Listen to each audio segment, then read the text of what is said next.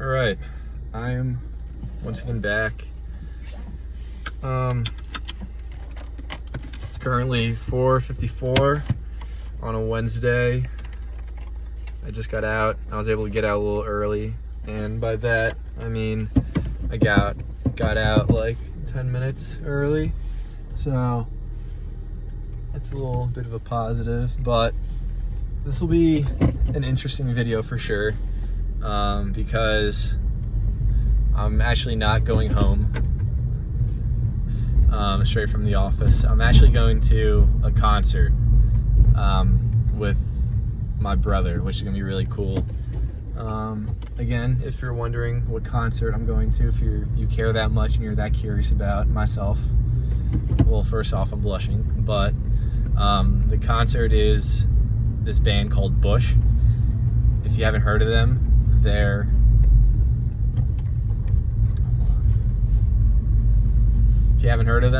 like a rock band from the 90s.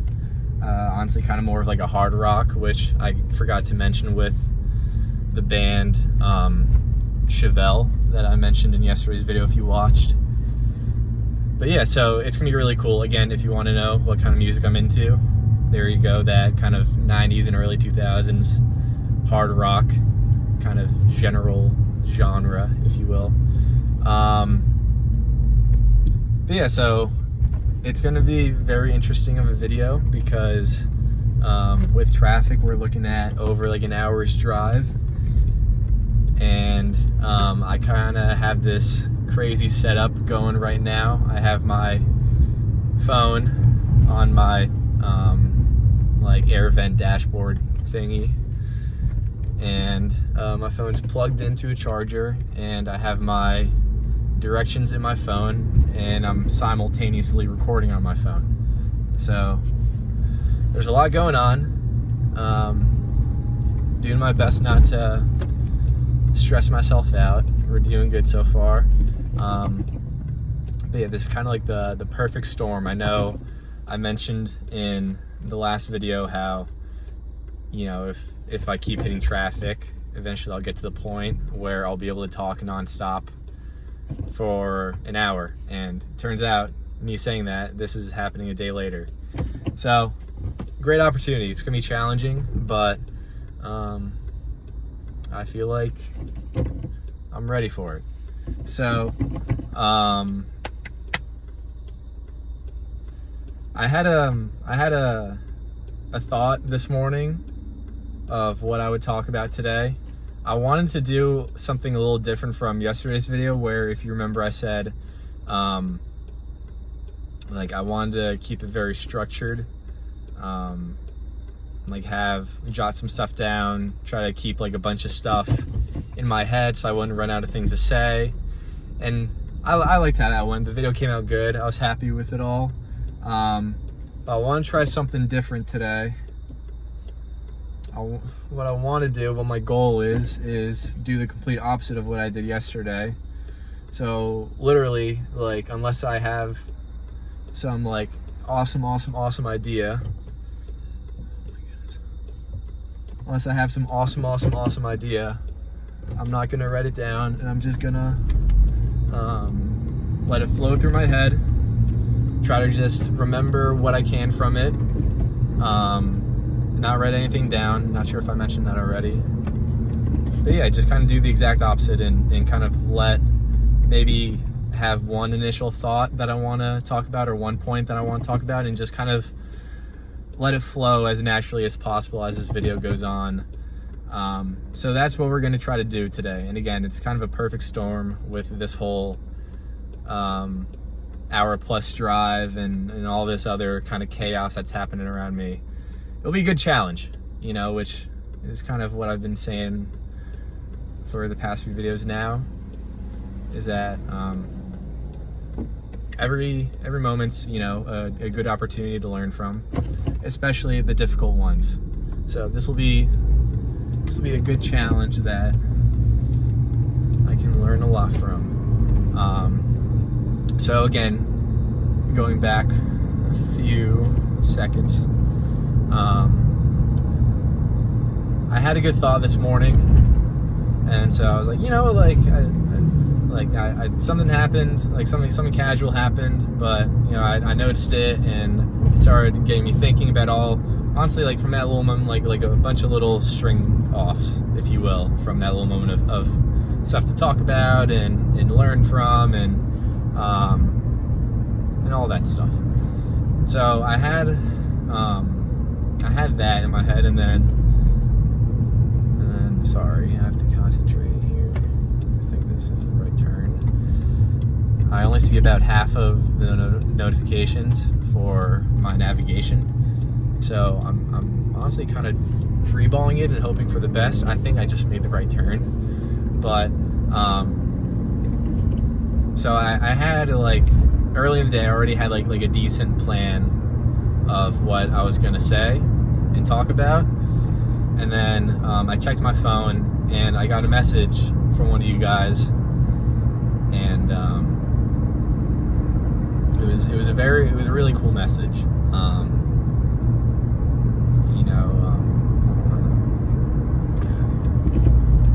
It was a really cool message, and pretty much the gist of the message was, keep doing what you're doing.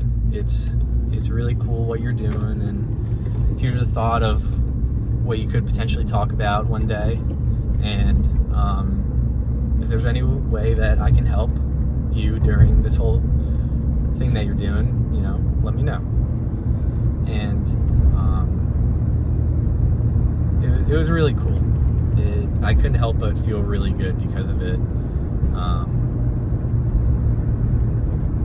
So yeah, kind of connecting to that, if you guys ever have any questions you want to ask me, or anything that you want me to talk about specifically, feel free to reach out.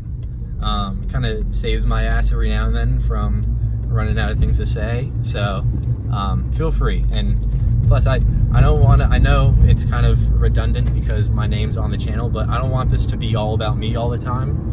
I want to try to get you guys involved and talk about stuff that you think about or you think is interesting. So yeah, let me know whichever way works best for you.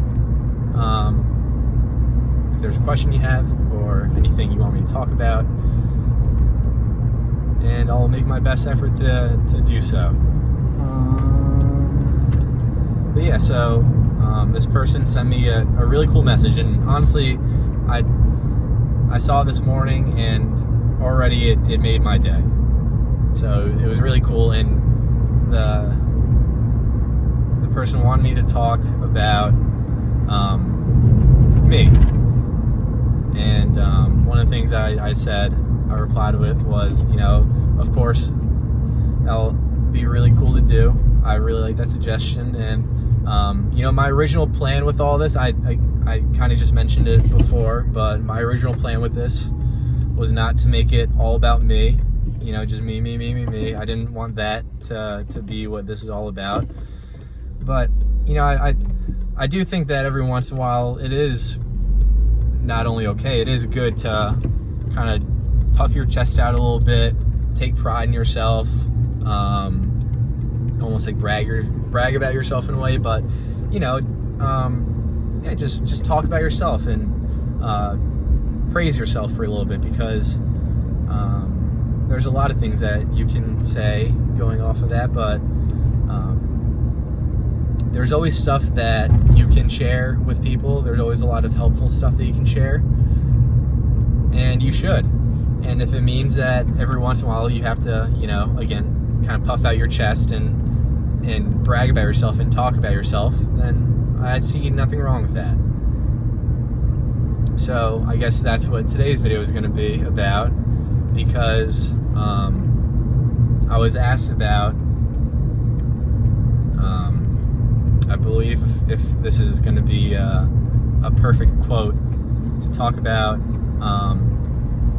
the raw student-athlete perspective. So if you don't know what that means, let me take it back a few steps. So for those of you who don't know much about me or don't know me at all, I just graduated college, and I was a student athlete, meaning that I was a full-time student at a school going for, a college degree, while also being a member of one of the school's varsity sports teams. The only reason I say varsity is because some schools have club teams. It wasn't a club; it was like a full-on team. Not to diss club teams or anything, but I came to school like recruited by the coach and came here to play lacrosse and go to school. So that's why I say varsity, if that makes sense to you. But anyways, so I came to school. I went to this school.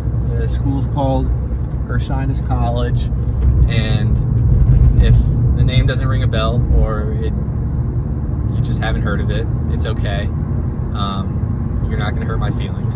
It's something that I've honestly heard a lot, so no worries, no sweat. I went to school at Ursinus College, and I was part of their men's lacrosse team. And I'm gonna, this is gonna be the whole topic of today's video, but doing that, I think that whole journey and experience, the 4 years of me being a student athlete at the school where I was, it was really, honestly, one of the greatest things I could have done in my life so far. In short, it really changed who I was as a person in the best way possible. And yeah, it was a really, really good time looking back at it. And to be truthful, I'm only like 3 months post grad now, and I already miss it a lot. So yeah, that's kind of what the theme of this video is going to be, is the raw student athlete perspective. And I didn't ask for any more details than what I got in the message I got earlier today. So I want to keep it as open of a topic as possible, because we're going to be here for over an hour. So I don't want to be limiting myself in any way. So that's what we're going to do.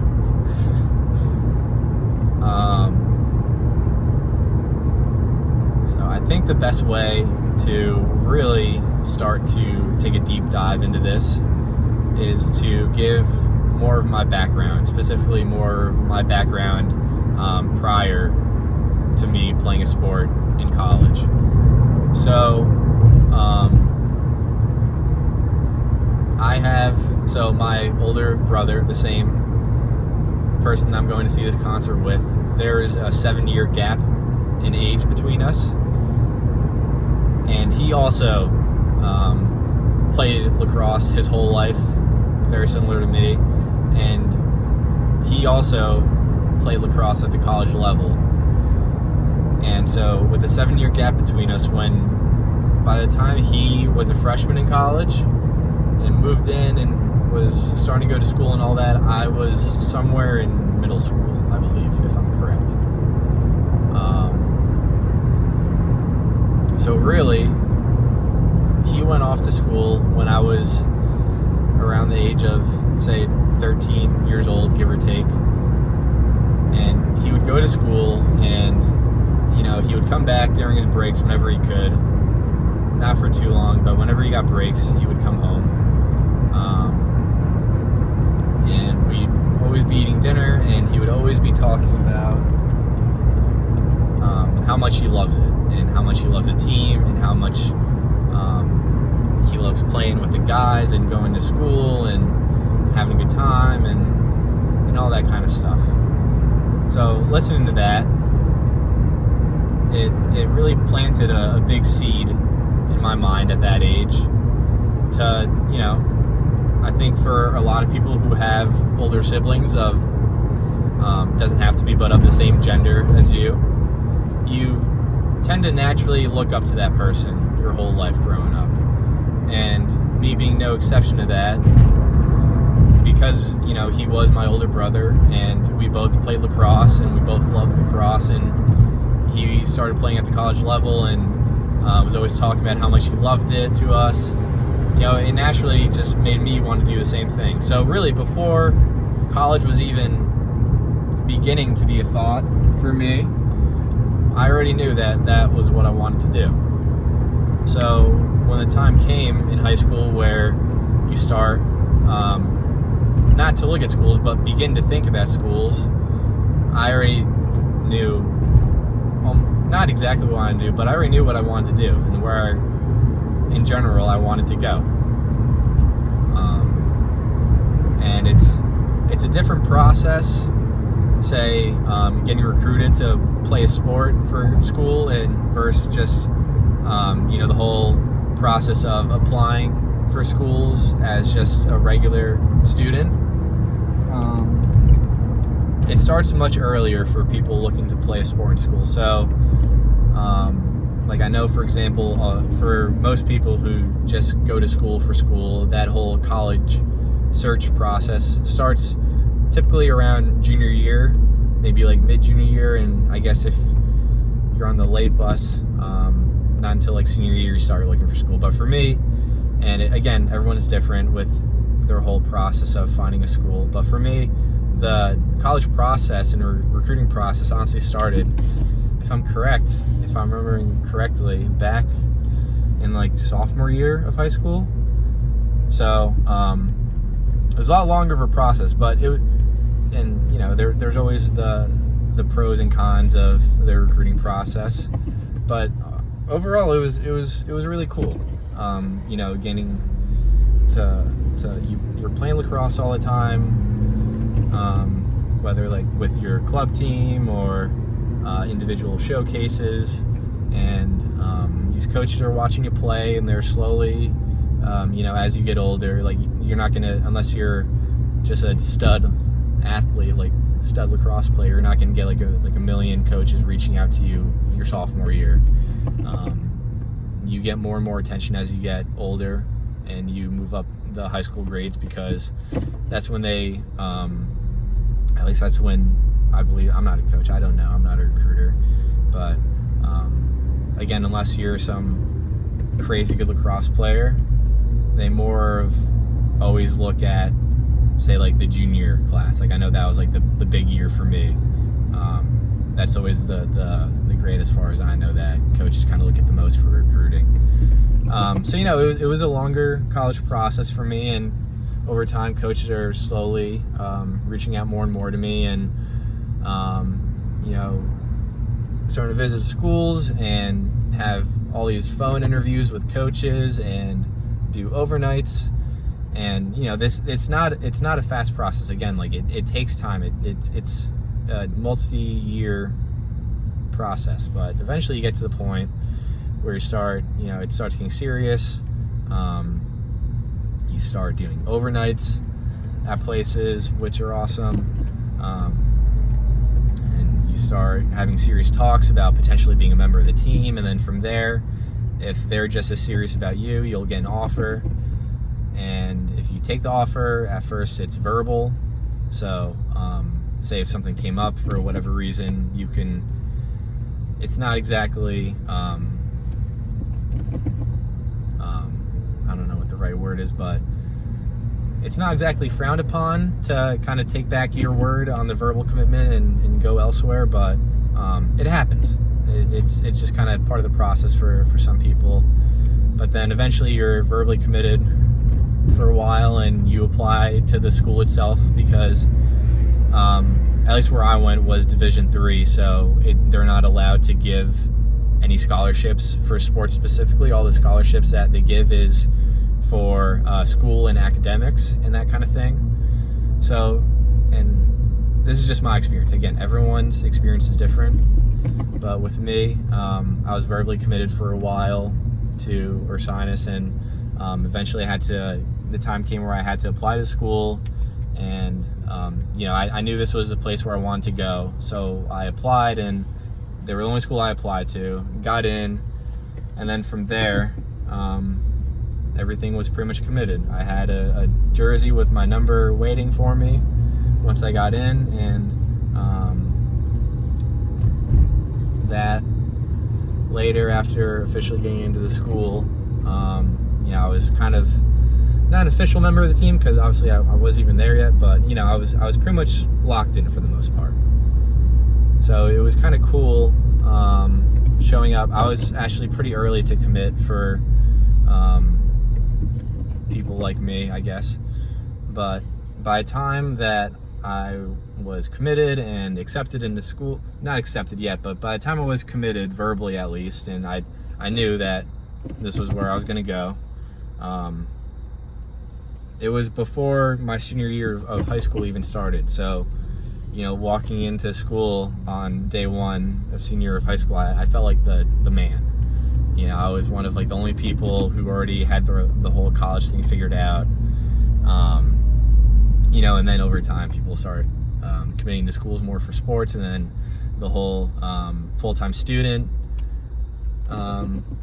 people started playing school and getting in, and then you're not so special anymore. But it was a cool little stint that I had, being the big man on campus, but yeah. So eventually, I got to school my freshman year, and I remember before even getting to school, you get, like, during the summer when everyone's home, when high school's over and college school year's over as well, that's when they start to introduce the new freshmen to the team. And that's when you first start to become an official member of the team. So you get put in a group chat with all the guys, and so all the freshmen, and we had a massive freshman class. I think we were like over, oh jeez, I think he stalled out. But we had over like 20 guys, which is a lot. That's a lot of guys. But pause.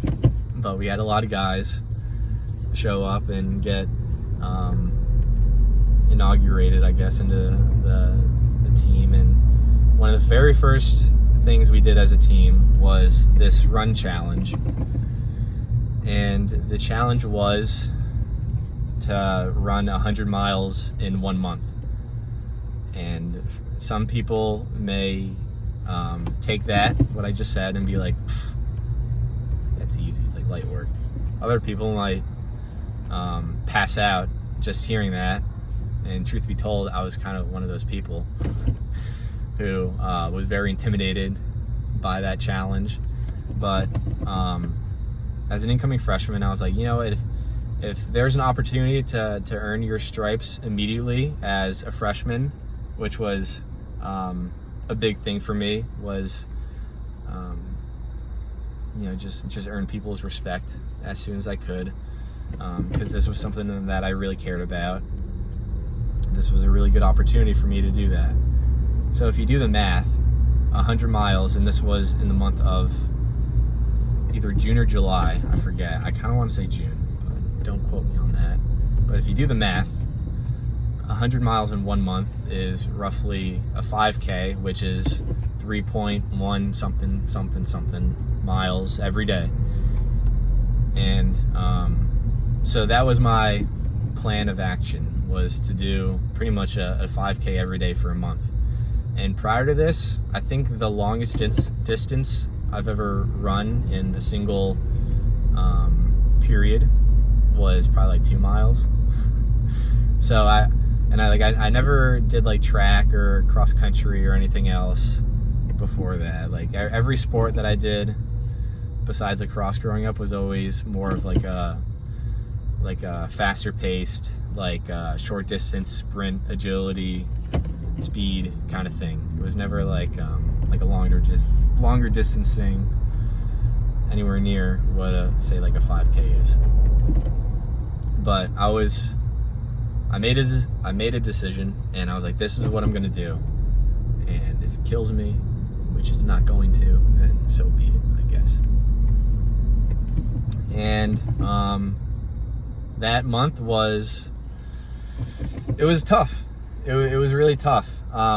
Physically, it gets taxing after a while, but I think more so was the mental tax behind it of, on top of everything else you need to do during the day, which for me, like I was working like a summer job that had these like crazy hours sometimes, apart from like just any other stuff that was going on in my life sporadically.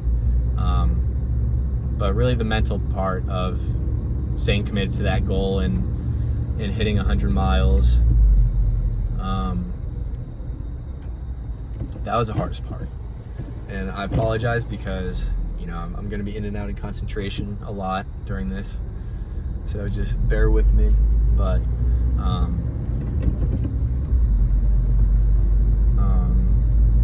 yeah, but you know, I kept with it, and some days like I wasn't able to run, so I would have to make it up, so aka just go twice the distance on the other day, the next day I mean. But yeah, eventually after 31 days I was able to run 100 miles in 1 month. And I think in total of all the guys on the team that were able to do that, I think it was like 3 or 4 guys were only able to actually do it, and I was one of them, and that meant a lot to me. It did, and I felt like again I earned a lot of people's respect by doing that as an incoming freshman, something that genuinely, even if I were to try to do that now, would be pretty tough to do. But even outside of that, it helped me a lot too. And I don't want to deviate too far off this kind of path that we're doing. But yeah, I guess early on I learned through doing that you can achieve anything you want if you just make a decision to do it and you set your mind to it.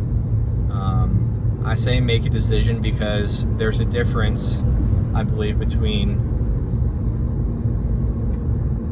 making a choice and making a decision. And I'm gonna have to be a little bit of a not nice person to this guy because I wasn't paying attention. But there's a difference between making a choice and making a decision. When you make a choice, it's more like short term. You can kind of fall back on it if you want. It's not something that's overly important to you. It's not a priority. You can fall back on it, and you can have a list of excuses why you did. But with a decision, you're pretty much giving yourself an order. You know, you are deciding that you are going to do this, and you are going to hold yourself accountable to this, and you are, through one way or another, you're going to do what you are setting out to do. No ifs, ands, or buts, no excuses. You're making a decision, you're giving yourself an order, you're gonna do it. You're gonna do it. So, yeah, with the 100 miles, and again, I don't want to deviate too much off this line that I'm, I guess, trying to stay on. But with this 100 miles, I made a decision. I didn't make a choice. I made a decision that this is what I was going to do for X, Y, and Z reasons. And I did it. And long story short, I felt really good after it was done.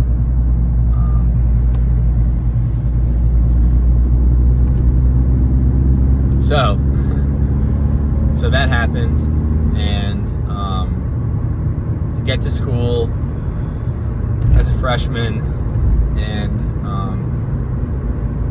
it was cool. The freshmen got there like 2 weeks before everyone else, so we kind of had some time to get adjusted to everything before the whole rest of the team got there. So that was cool. And then once the whole team gets there, I think we had a few weeks before the whole team gets there, and then fall ball, which is, so if you don't know, lacrosse is a spring sport. So we play during the spring semester. That's like pretty much our like official season. But during the fall semester, during the fall season, we have a set number of practices and scrimmages and competition days that we do. So again, like it's not like the spring where, you know, you're playing for a championship at the end of the season. So it's not as serious as that, I guess, but it's still legit. It's still no joke. You're still getting after it and all that, and so really this was my first time actually playing with the team as a newbie. And I remember my very first practice.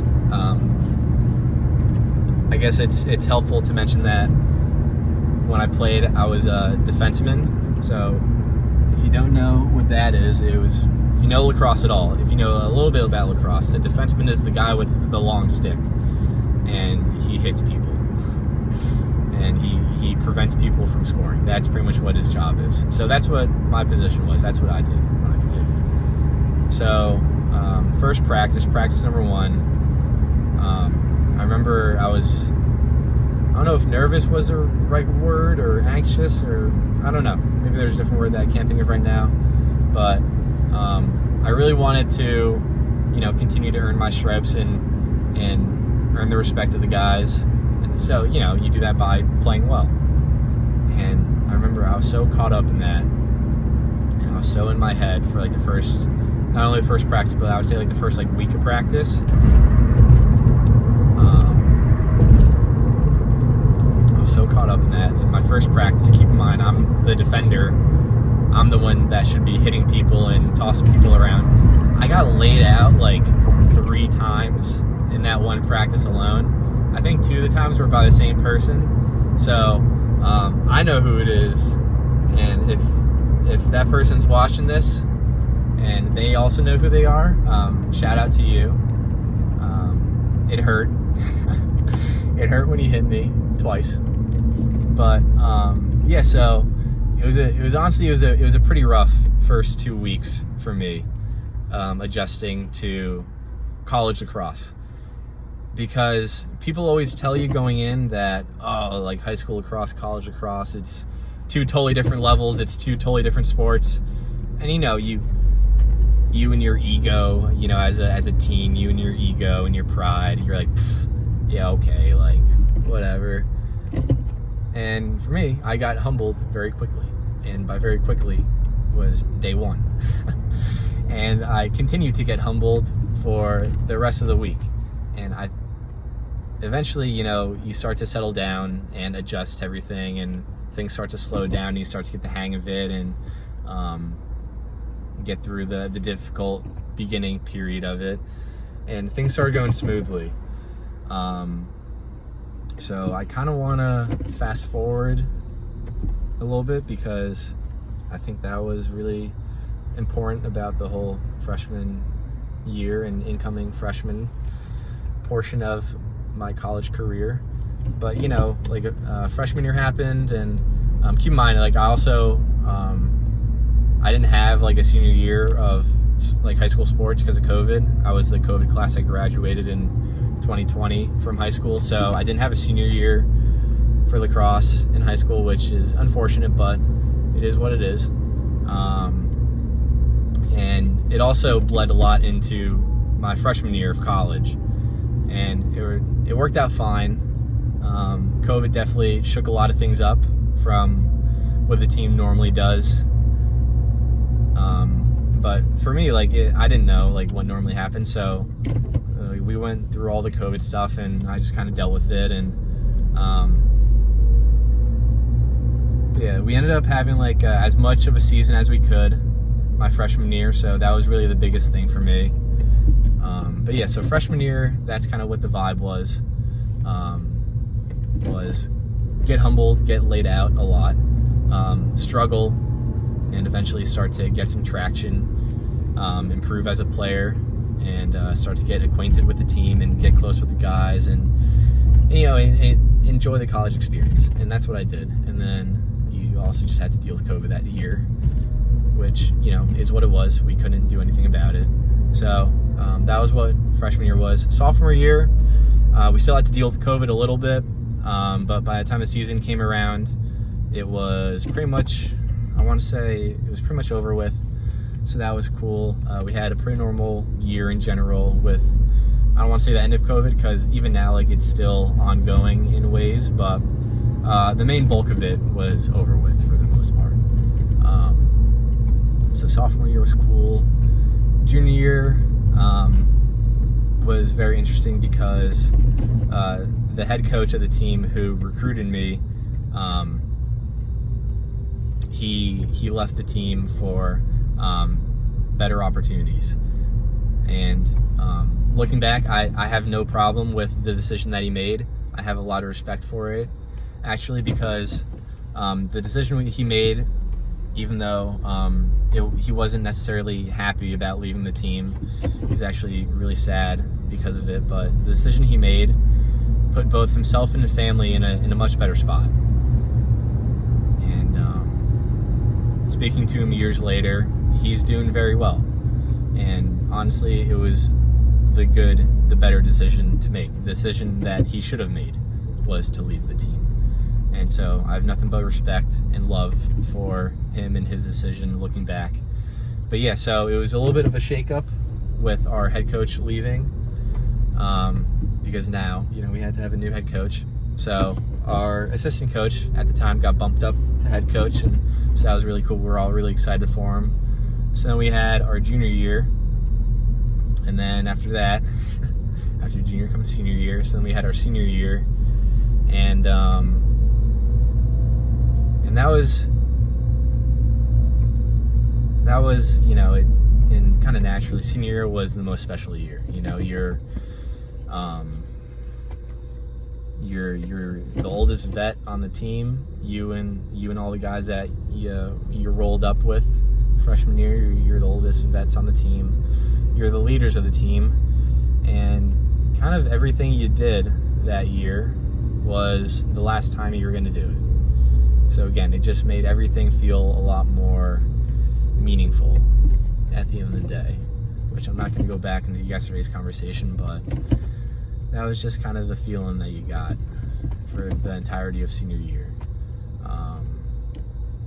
And then the 4 years sped by, and again, that's something that you hear all the time and you kind of brush off, but it's really true. If anyone's watching this video and either you're going into your first year of a college sport, it doesn't have to be lacrosse. If it is, hell yeah.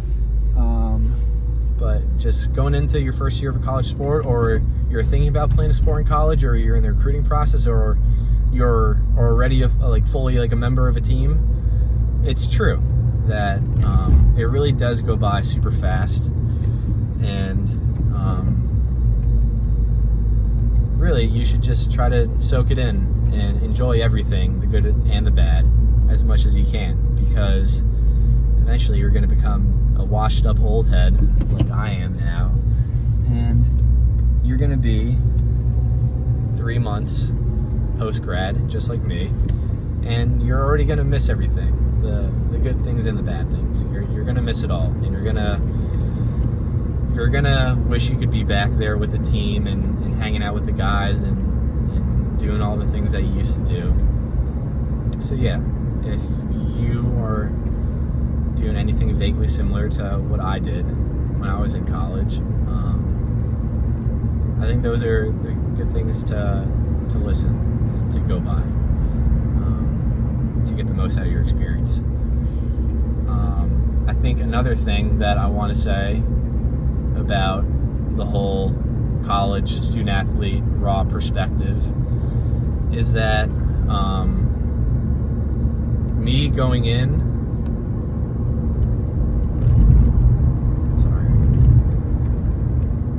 my freshman year, and from everything that my older brother told me at the dinner table when I was in middle school, like 7th grade or something, I always heard all the good stuff that he was talking about, hanging out with the team and playing with the team, the sport that he loves, with the guys that he loves, and all the good stuff to it. And I completely understand why, but what he didn't mention to me was all the other stuff. And if you played a sport in college, then you know exactly what I'm talking about. What he didn't talk to me was about, you have to wake up early in the morning, you have to go to bed late at night, You have to run sprints in the cold. You have to run sprints in the rain. You have to run sprints in the dark. You have to do a lot of things that you don't want to do. And you have to dedicate a lot of time that you think you don't have in the first place. And I have this ratio in my head. I think it's pretty close to what the reality of my experience was playing a sport, but the thing that I kind of said, starting recently, honestly, because I'm a washed up old head now, was that college sports, at least for me, it was only 15% of all the good times and about 85% of I guess the not so good times. And I don't say that to discourage you at all from, say, going out and playing a sport in college or continuing to play a sport in college. But for me, that's kind of what the ratio was. And I think a lot of people that I played with would agree with me that it's only about 15% of the time is light, and 85% of the time is dark. But what's really cool is that even though the ratio is kind of very off statistically, is that the 15% of the time that it was light, it made it all so worth it. And because of that, I can confidently say that I wouldn't go back and change a thing. Everything good that happened, everything bad that happened, I would not go back and change a single thing. And again, I think a lot of people, whether you played with me or not, we're complete strangers to each other, I think you would agree with that.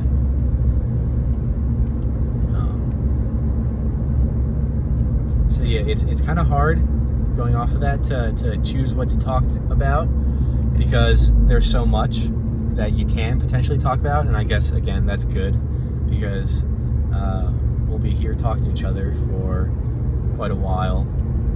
But yeah, where can I start? I think that the three biggest things I learned from being a student athlete and looking back to my raw student athlete perspective is the three biggest things, and again, there's a million different things that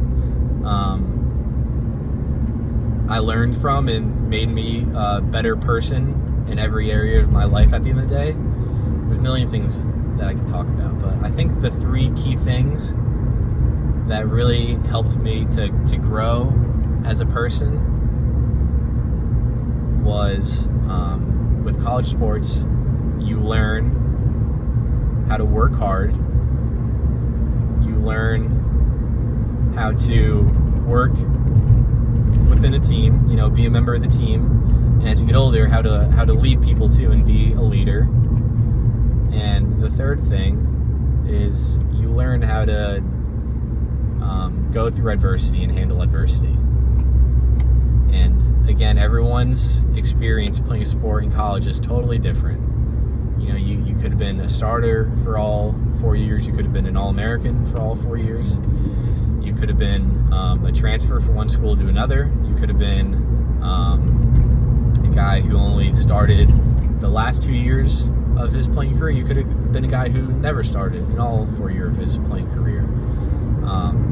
Everyone's experience is different, and everything that they learn, to the extent which they learn it, I guess, is different. So for me, that was my three big things that I took away from playing a sport in college, is that you learn how to work hard, you learn how to be a member of a team and be a leader, and you learn how to go through adversity and make the most of adversity. One story that, and again, I guess I'll be tooting my horn a little bit for the story, but again, every once in a while that's not a bad thing, it's actually a good thing. But when I say I learned how to work hard, it's true, because you're always, before you even start competing with other teams, when the actual season comes around, you're always competing with each other. You're always fighting for that starting spot. You're always fighting for playing time, and you're always just kind of fighting for everything lacrosse related. Every opportunity that you can get your hands on, even before you get the opportunity, you're fighting for the chance to get that opportunity, right? So you learn to be very competitive, and you learn to be very hardworking, which are very good traits to have in life as general. And a story that I like to tell is that when I did my internship last summer, the summer going into my senior year, I interned with the same company that I'm actually working at now. If you went through the internship process, if you went through the job process, it's the internship process elevated even more, getting your hands on the internship. But the internship process, for those who haven't gone through it, it's a very long and slow and honestly kind of painful process. You have to apply to what seems like a million different job listings, if you will, and you have to wait a very long time to hear back from any of them. And most of the time you get denied right away. Some of the times that you do hear back and you start to go through the process with that one company, and a lot of the time that still doesn't work out. You can get as far as you want, but you still don't get the offer at the end of the day. And yeah, it's just a very long, slow, and kind of draining process, mentally, physically, whatever. It's very draining. But I went through the process for a couple months my junior year, applying for schools.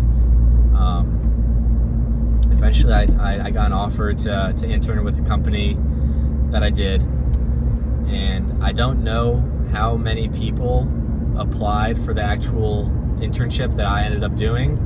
I kind of like to think that it was a lot, because it makes me feel better. But I kind of like to think that it was a lot of people that applied for it. But at the end of the day, there were only it was me and 2 other interns that I worked with in that internship that we did.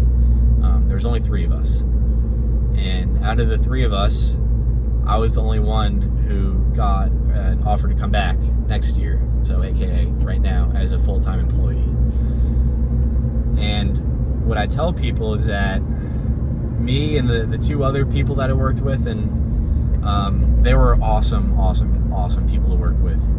Super smart, just really good people to talk to and to learn from, and just to be around. Really good people. I do really wish that they also got offers back, but again, it's just something that I can't control. But they didn't end up getting offers back. I was the only one who did. But what I tell people is that the other 2 interns that I worked with, they went to these highly recognized business schools. No offense to the school that I went to, but much more recognized than the school I went to. And this isn't me getting down myself, but they were a lot smarter than me going in here.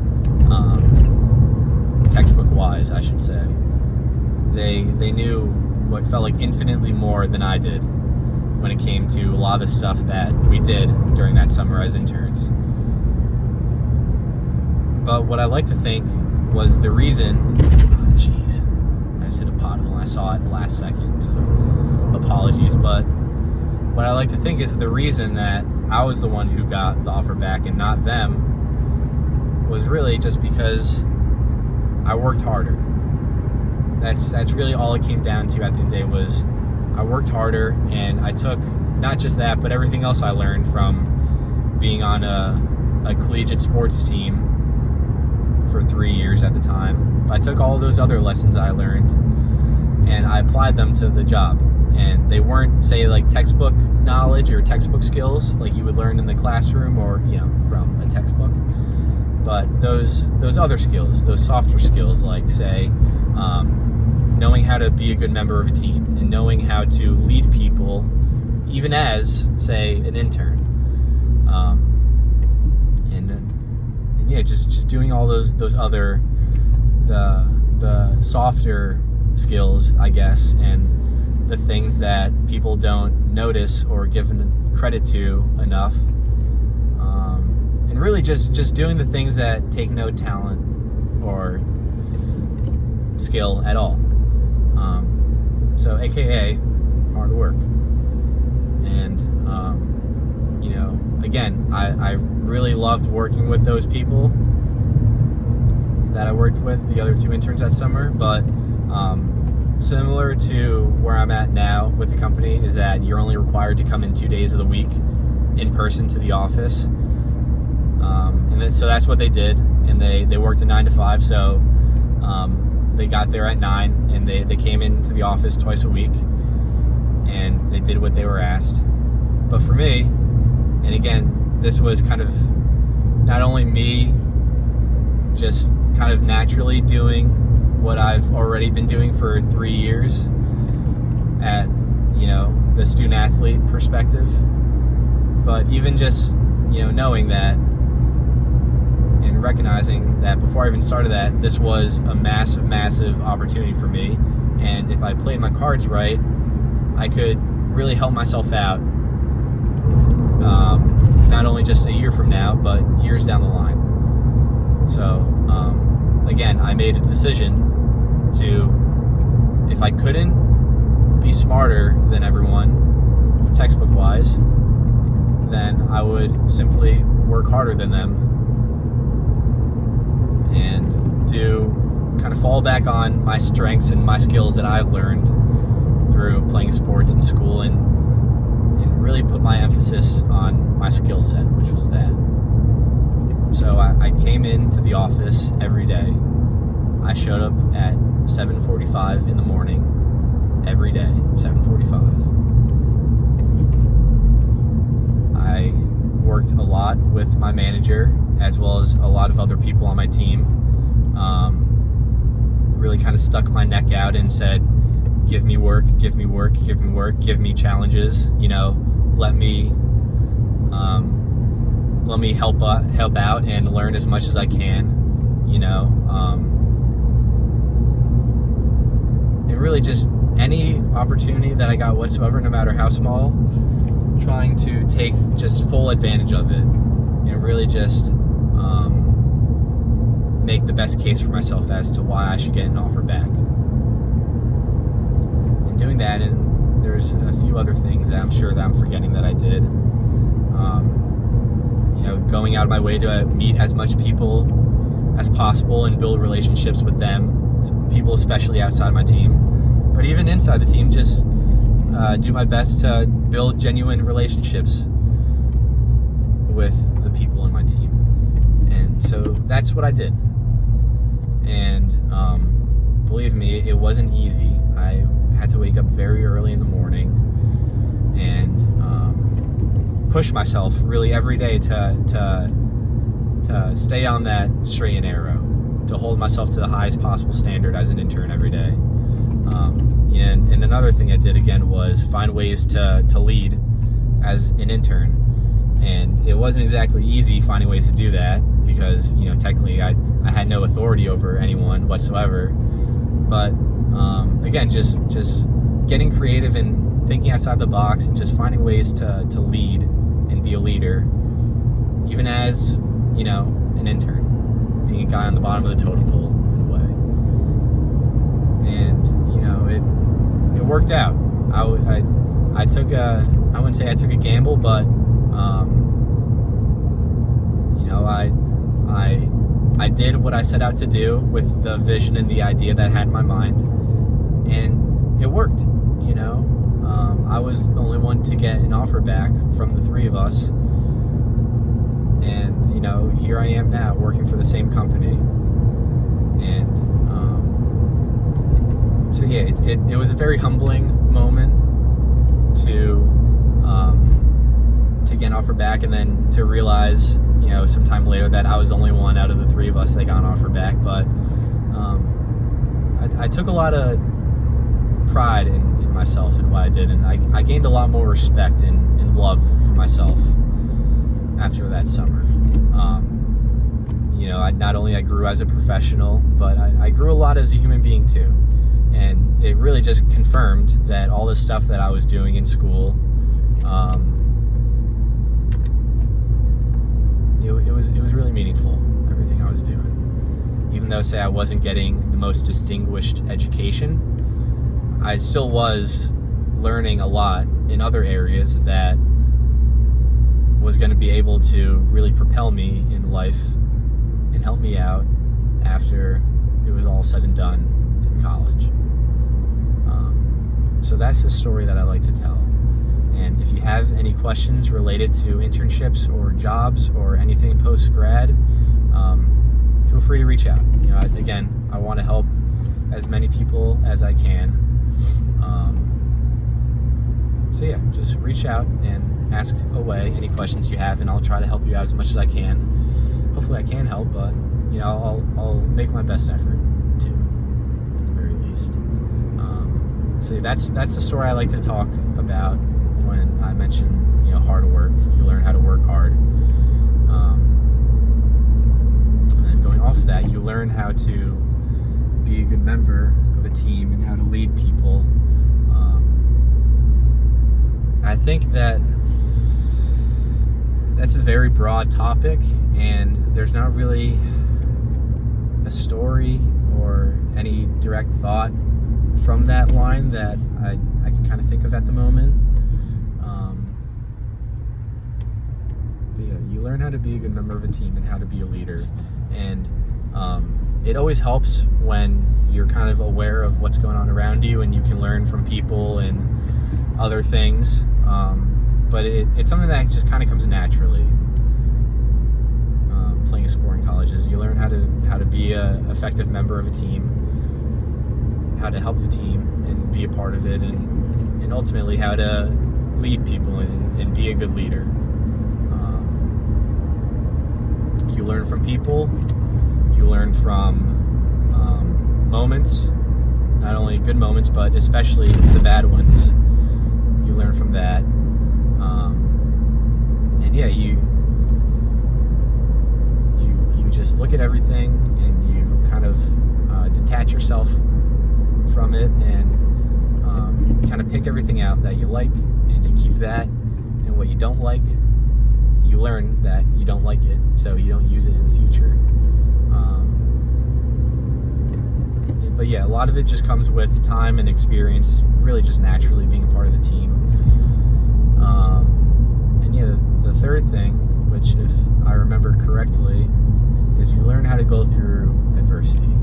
And for me, I'm not going to pout about it, but that was a big part of my playing career. I was never a player that throughout my 4 years was a starter. And I'm not going to say unfortunately I wasn't a starter, because again, if I could go back, I would not change a single thing. I would not change a single thing. But yeah, I was never a starter in my 4 years of playing sport in college.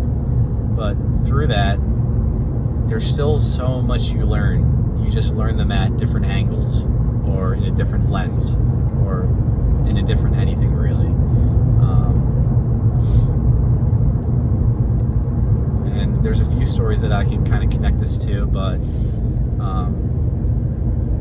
I think if you would ask any of the guys that I played with, even though I wasn't a starter, I got in probably like one game a year. But if you ask them, they would say that even though I wasn't a starter, I was always one of the hardest working guys on the team, and one of the guys who really cared the most about the team. And I think that really goes a long way. It really goes a long way.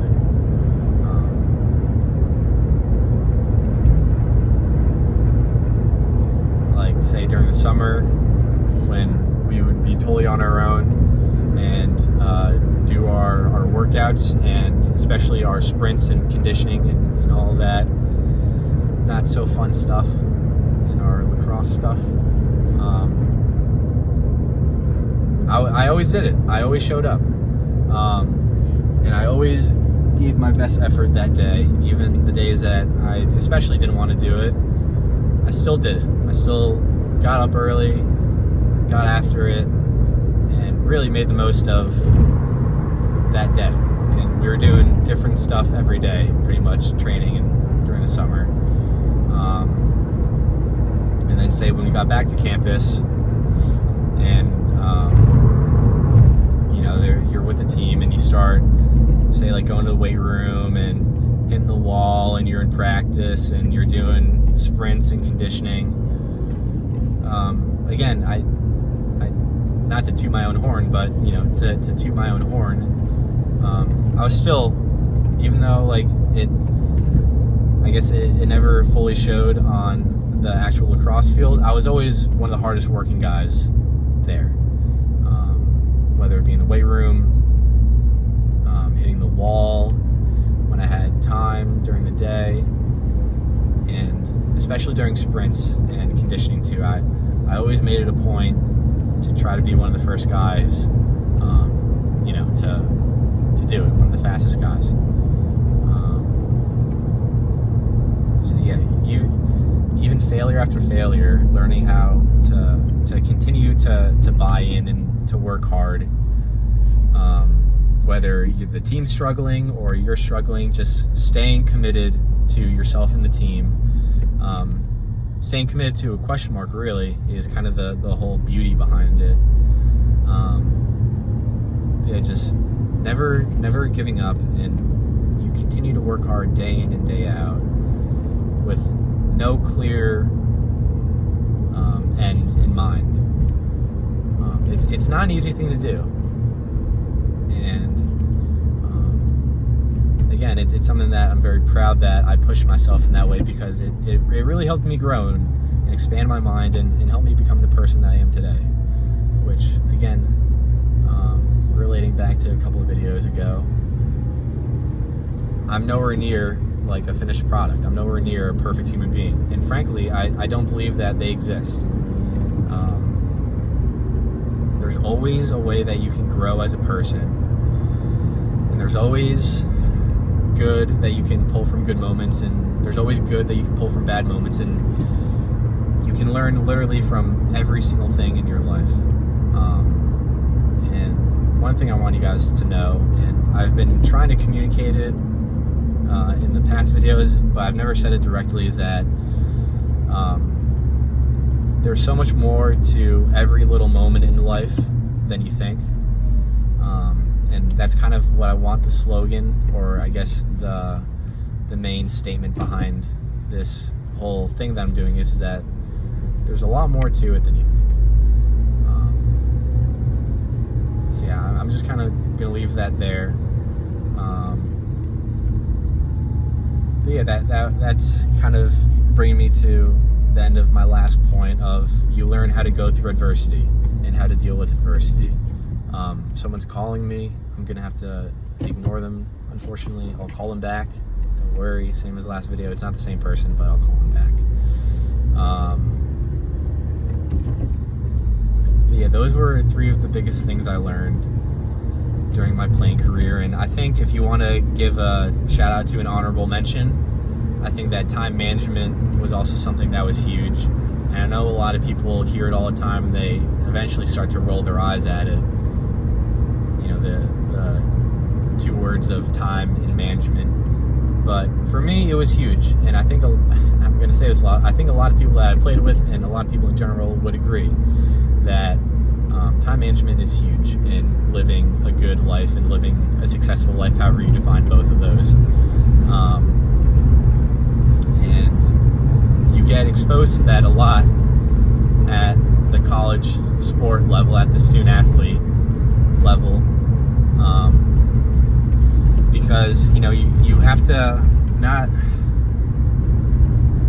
to balance a lot at once all the time. You have to balance your school and your education part of life, you have to balance that, and you have to balance your sports and athletic part of your life, so that's 2. And then on top of that, you also have to balance yourself, and maintain your own well-being amidst both school and sports, which neither is easy, and you have to balance them both.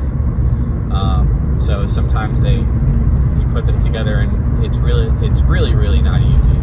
It's quite difficult. And then on top of that, you also have to take care of yourself and make sure that you're doing well inside. So that's 3 things you have to balance. And then you also have all the extracurriculars in your life. And I'm not going to put a definition on that because everyone's extracurriculars in their life are different. But you really do have to juggle a lot at once, all the time.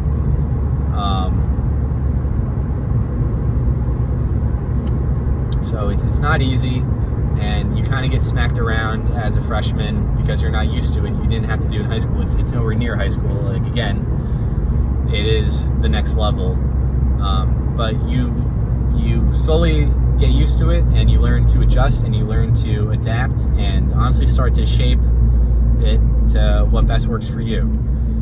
And even though there's already not many hours during the day, and majority of them are taken up by school and sports and sleep, because you need that, you still have to find the time that you think you don't have, initially at least, to also balance and take care of yourself and all the other extracurriculars in your life.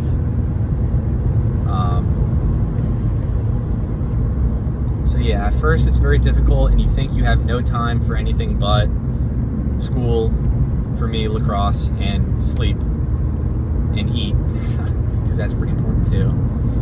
But as you get used to it, and you start to adapt and adjust, you can effectively find, whether it be, if you're lucky, it's gonna sound crazy, but if you're lucky, say like 2 hours of free time during the day, or whether it be an hour, or even say like 20 or 30 minutes, to make use of that time to grow in one area, one aspect of your life, which is either school, sports, yourself, your extracurriculars. But you're so committed to what you're doing because you're part of something so great, something that's much more than just yourself. You're part of something so great that you care about it a lot.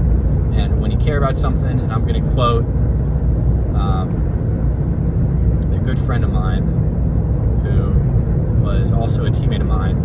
If he's watching this video, shout out to him. But if you care about something, you find time. And I think that is really the perfect way to put it. So yeah, it takes like a little bit to adjust to as a freshman, and then after that, you keep building off of it, and then by the time you get to, say, senior year, you're kind of like a master at it, and you can juggle a bunch of things at once, and get them all done, and get them all done well.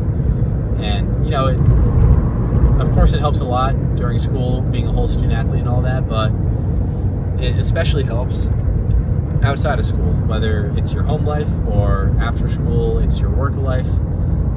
It really does make a difference in allowing yourself to live the life that you desire. So that's my honorable mention.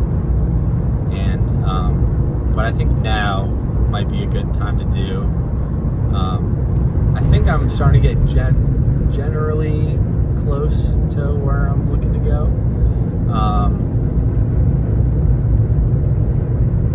But what I think I'm going to do now is, for the time that I've left, tell some stories about my whole time at college. And the first story that I want to talk about is when I ran for captain. It was something that, because again, as hard as I worked and as much as I cared, I was never a starter. But I still felt, I still took a lot of pride in myself, and I still worked very hard.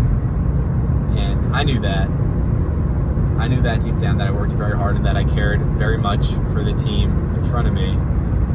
And I really felt that I learned a lot throughout my time as a member of the team. watching and learning from all the guys before me and all the guys around me. Even as a guy who never played, I really learned a lot, and I think I learned a lot of unique things because of the situation that I was in. And so I decided to run for captain. And I remember at first I was kind of similar to the pink shirt, kind of getting in my own head about all of it. But the more I thought about it, the more that I wasn't going to let myself let this chance slip. This was something that, as soon as I stepped on campus for the first time as a freshman, was something that I really wanted to do and to be one day, was captain of the team. So I wasn't going to let myself have this chance slip out of my fingers, no matter what position I was in. So yeah, the time came to meet as a team and for people to self-nominate themselves for captain. And I made a speech. I made a pretty rough speech that I don't want to say it was the last second, but probably like a day in advance. I made this little speech that got all the points that I wanted to say out there. And, I fine-tuned it and got it down to just what I wanted. And I practiced it a lot, saying it to myself and saying in the mirror, because I didn't want to be the guy to be reading off my phone or anything like that. I wanted to know what I was saying and mean it, and look all the guys in the eyes when I gave my speech to want to be captain for the team. So the time came to give speeches, and a lot of guys on the team gave speeches, and I have a lot of respect for all the guys for doing that, because it's not an easy thing to do, public speaking in general, but especially making such a strong case for yourself in front of a big question mark and putting yourself out there in front of all the guys. And I was one of the guys to do that, and I gave my speech. I put my best foot forward. I sat back down after, and we didn't.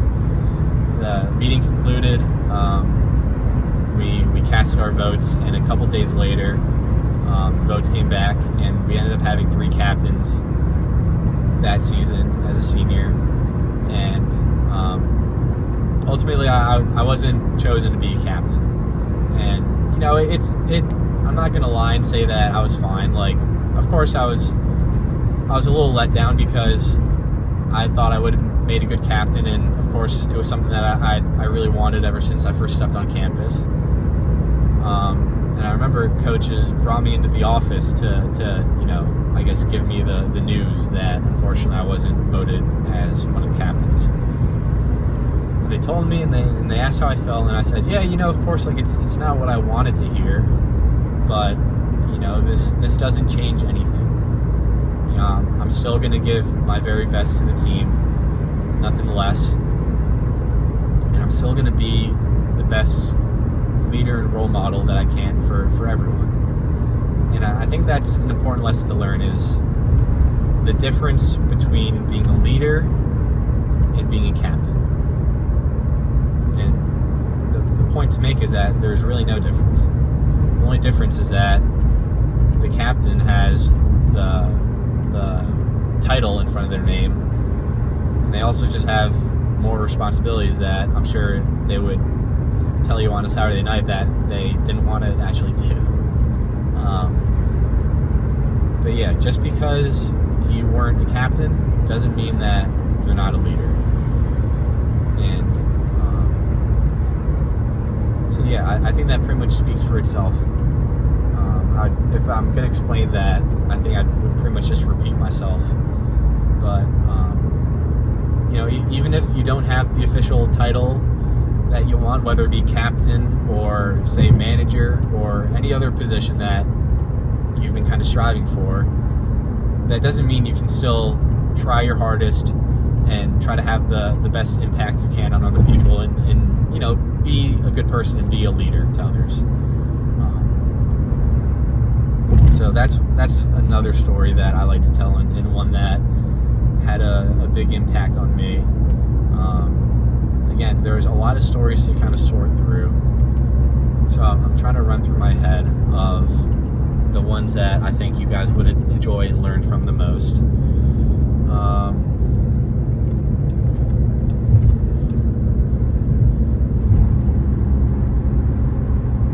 And I think another one is, and this is kind of what I was thinking at the very beginning of it all, is that my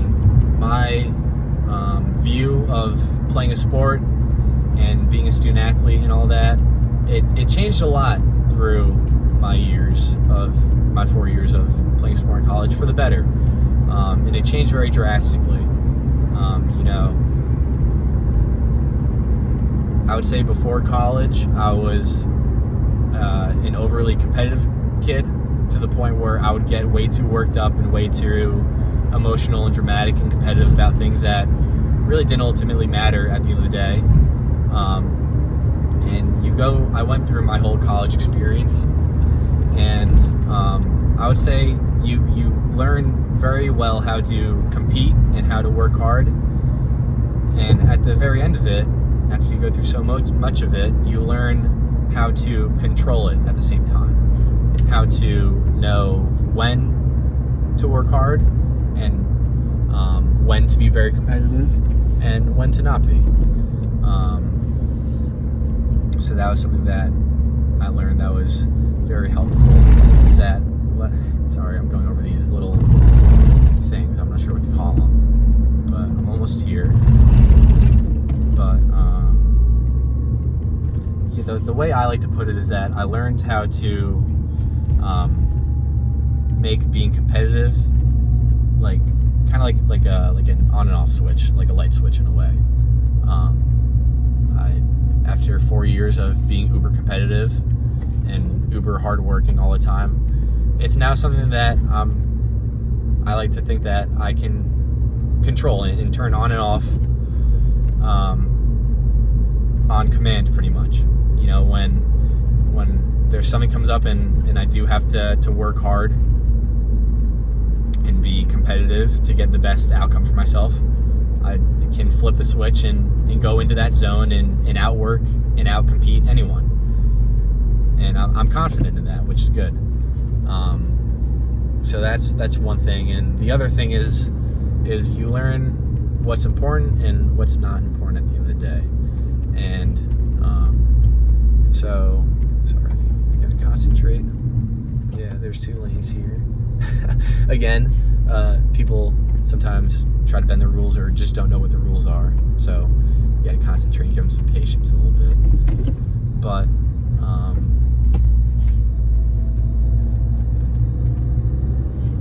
yeah, you learn what's not important and you learn what is important. And at first, of course, when you're playing sport, especially at the college level, and it's uber competitive, and everyone cares a lot about everything. You always want to win, and you always want to get the best possible outcome. And unfortunately, things don't always go that way. You go through tough times as individuals and as a team, and you go through the losses and all that other kind of darkness.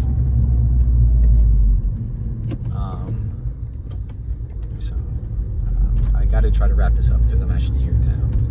But and I think this is a good point to end on, is that you go through all the losses. Again, it's like an 85-15. It's kind of like ground beef. 85-15% dark to light. But you go through all the tough times, and you learn from all of them in one way or another. And ultimately, for me at least, with my whole experience being a student athlete, I remember the biggest thing for me was losing games. I hated that the most. That was my one thing that if I could never have it, I wouldn't. You think it's in the world and all this other stuff. But what I kind of came to realize was that it brought me back to when I first started playing lacrosse, which happened to be first grade. And similar to a lot of other people when they first start playing a sport, you play to have fun. You play because you love the sport and you love playing it and you love the guys that you play with, and you play to have fun. And that's kind of how I ended my playing career. Was I kind of had a saying that some guys picked up on, but you say if we lost a game, you know, if it was like a really big loss, even if it was a really big loss, I should move because I'm not sure if you can hear this music they're playing. But again, my big thing was losing games. But